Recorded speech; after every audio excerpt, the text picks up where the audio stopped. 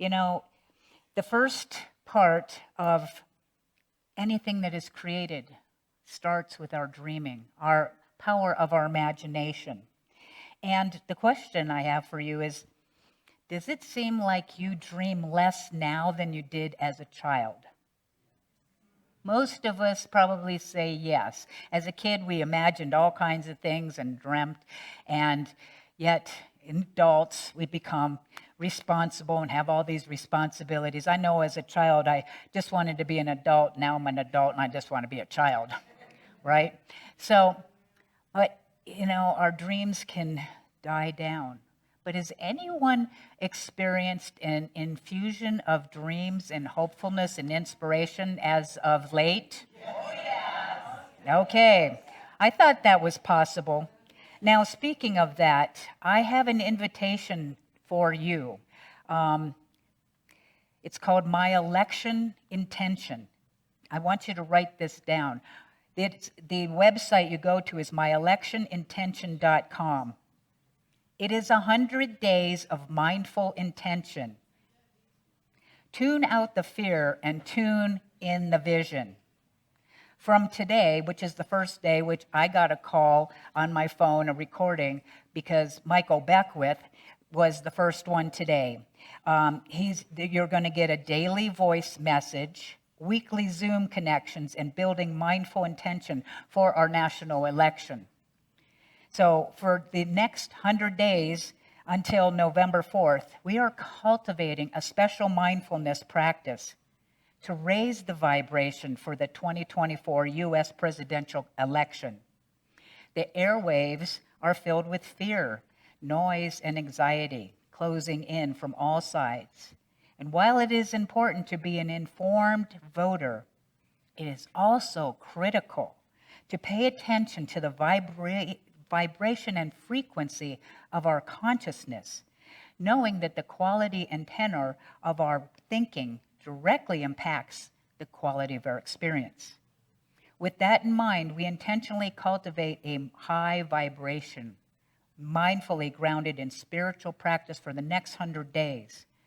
This program will follow a 10-day cycle of somatic healing practices paired with affirmations, mindful voice messages delivered directly to your phone, and weekly Zoom session where you can check in and build community with others in the practice.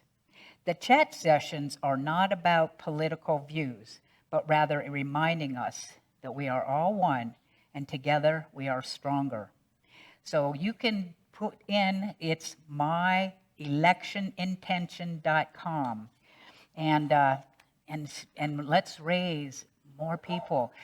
There's 4 New Thought leaders that are putting this together. So back to dreaming and visioning. The first ingredient for the creation of anything is our imagination, our visioning, our dreaming. But there's a second ingredient. What is that? Action. It is said that vision without action is a dream. Action without vision is a nightmare. Okay, let's just put that together. Now, besides the vision and the action, I think there's 3 other elements we need, and that is passion, purpose, and devotion, which are all aspects of zeal, which is the power that we're studying in July. In the book that I all know you are reading with me on a weekly basis, right? Divine Audacity by Linda Martella Whitsett. She has all 12 of these powers that we are studying, and she speaks about zeal. And let's go to this page. Because the founder, what's his name? No, the founder of Unity, co-founder, I'm just kidding. That Charles, Uncle Charles, no, Charles Fillmore says zeal, intensity or whatever. Enthusiasm, the inward fire of the soul that urges humankind onward, regardless of the intellectual mind of caution and conservatism. Listen, spiritual zeal is the harnessing of enthusiasm as a propellant into purposeful living. It is an attitude of forwardness and courageousness. Zeal is the single-minded devotion to one's purpose. It is our rightful power. Zeal is our rightful power of enthusiasm, audacity, and devotion. Now, who do you think might be the greatest examples of this zeal? Who starting on Friday might this be? What started on Friday? Thank you. All right. You know, the Olympic athletes.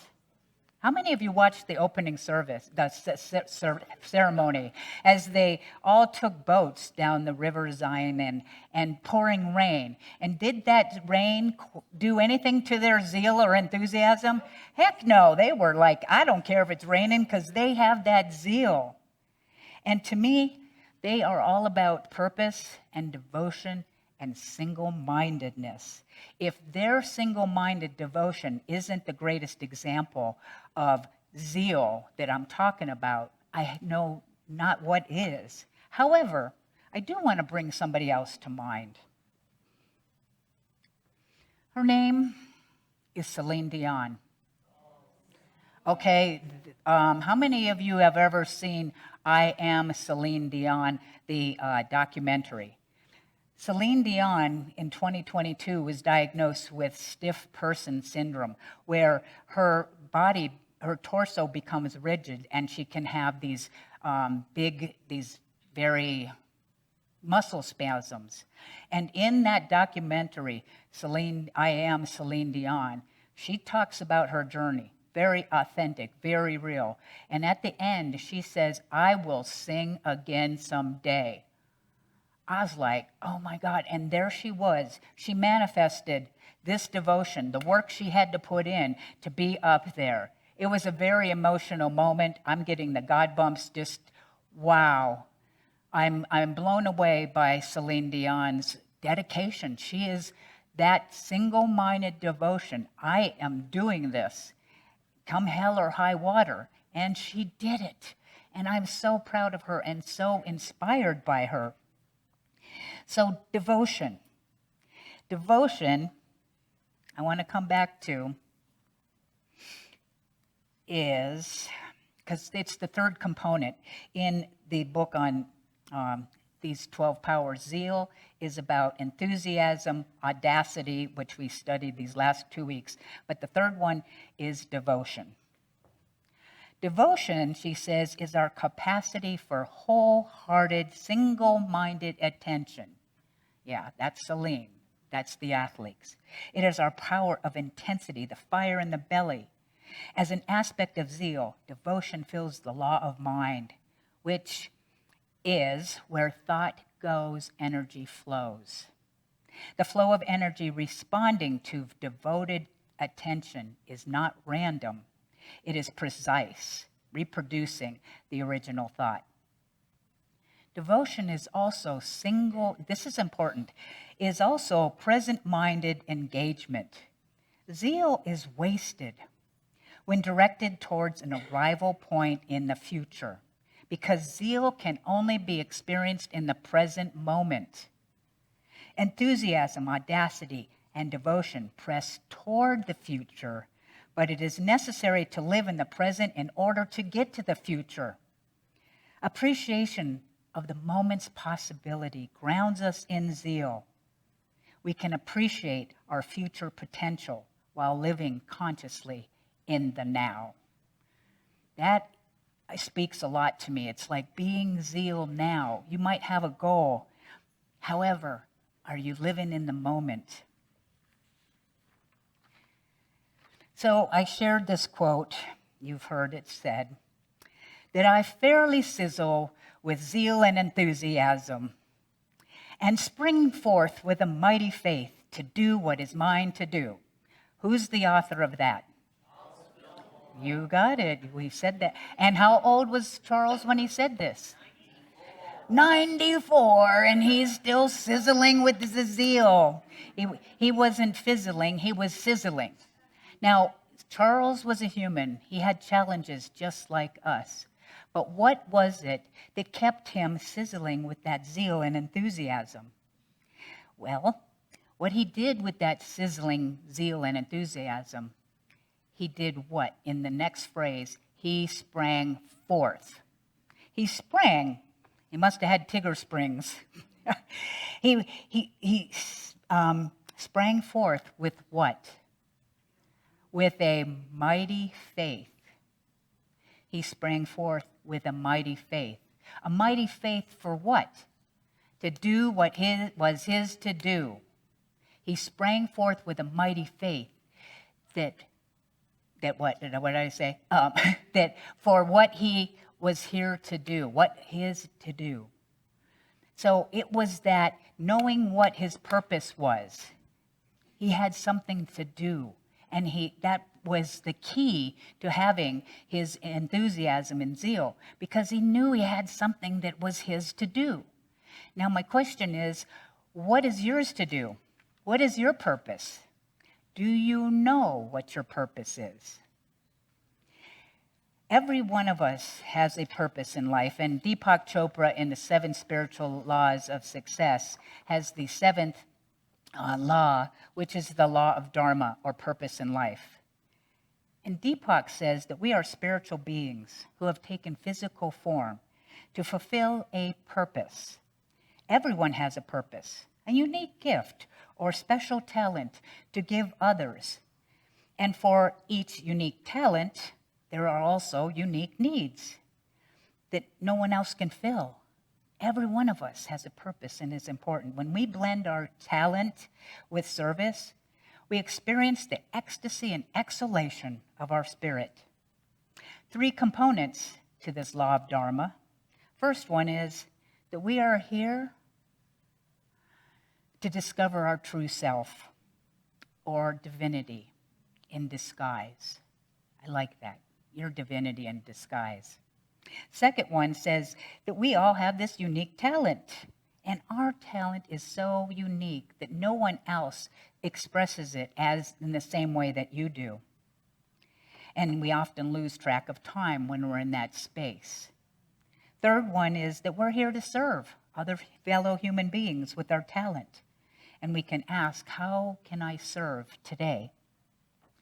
Every one of us has a purpose, even if it is to serve as a horrible example to others. I thought you might laugh at that. It made me laugh. So, what is your purpose? I hope it's not to be a horrible example to others. I don't think so. To know your purpose and is to know what you're passionate about. So what are you passionate about? You could call some things out. What are you passionate about? What? I can't hear you. Music. Social justice. Evolving. Okay, one at a time. What?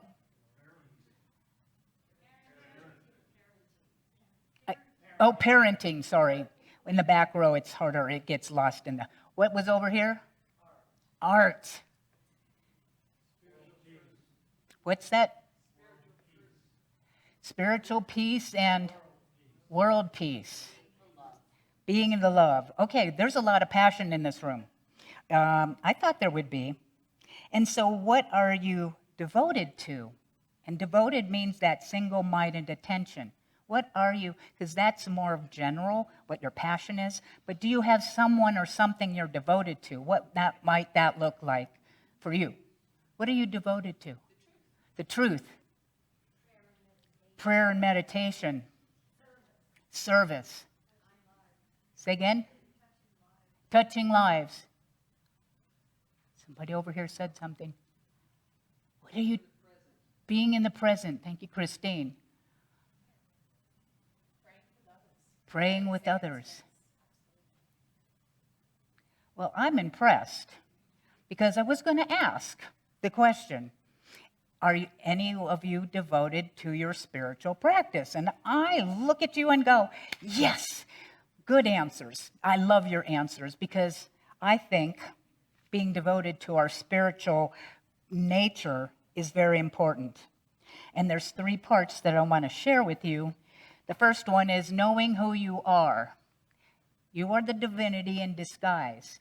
If you want some help with that, it's the 5 Principles by Ellen Davenport. This helps it's a small book, but it is very powerful. Helps you to know that you are divinity in disguise, and not just in your head, but that you live it. The next one, I've heard people say, is prayer. Being devoted to prayer. And we talk in Unity about affirmative prayer. Affirmative prayer is not asking God for anything. It is a whole different story. And the best book for that, to learn about it, is How to Pray Without Talking to God. Did you know you can pray without talking to God? Linda Martellowitz said this is such a rich book. If you want to enhance your devotion to prayer, affirmative prayer, pick up this book and start to read it. And last but not least, thank you, Jacqueline, for mentioning this, is meditation. I found this wonderful little teeny book, okay, just for you, Charlotte. It is called Meditation in the Silence. This is a very powerful book about the silence. Spending more time in the silence with all the noise. We have some of these, of course, in the bookstore, and I would love for you to pick these up because I read this and I went, okay, this is a must-have for each and every one of you. So, being devoted to our spiritual practice. One of my all-time favorite quotes, "Seek ye first the kingdom of heaven." Where is heaven located? Within. And all these things will be added unto you. What if you devoted your number one priority to your spiritual practice? Not just, I'll do it when, but make that your number one practice. Do my electionintention.com to assist as we collectively grow that consciousness. Raising consciousness, transforming lives, and healing the planet. Beginning with who? Me. So your homework, besides doing all of that, is make a list of your passions and interests. Okay? Make a list. What are your passions? What are your interests? Another list that can follow that is write down all the things that you love. Because it's the focus. We're going to write down all the things that you love.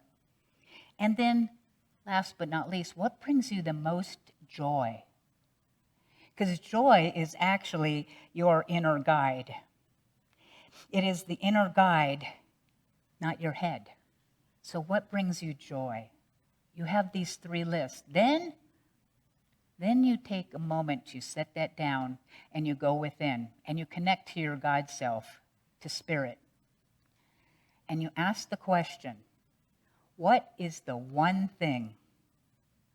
What is the one thing we are most passionate about? And I say we because it's a God Self Liz Love team. It's a team. What are we most passionate about and to be most devoted to? And then listen and see what comes up. Because you can have a lot of loves and joy and interest and passion, but what's that one thing? And asking your inner self, your higher power. Last quote by Howard Thurman. Don't ask what the world needs. Ask yourself what makes you come alive. And then go and do that. Because what the world needs is people who have come alive. What makes you come alive is your passion, is your devotion, is your dream. We can make this world as we design it. And that is to ignite that passion, your devotion, and then live your dream. What is your dream? What is my dream? Let's find out together.